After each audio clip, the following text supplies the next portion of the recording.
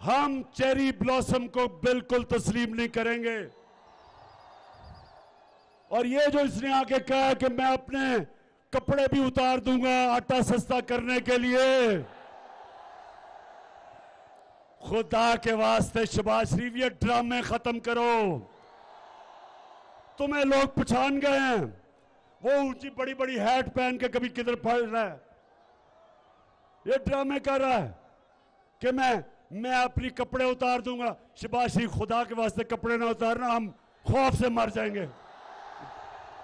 सिर्फ एक काम कर दो, वो जो तुमने और तुम्हारे भाई ने और तुम्हारे दामाद ने और तुम्हारे बेटों ने और नवाज शरीफ के बेटों ने और इसहाक डार और उसके बेटों ने जो तुमने पैसा चोरी करके बाहर लेके गए हो, बस वो आधा ही पैसा ले आओ, हम गंदम की कीमत खुद ही नीचे कर देंगे।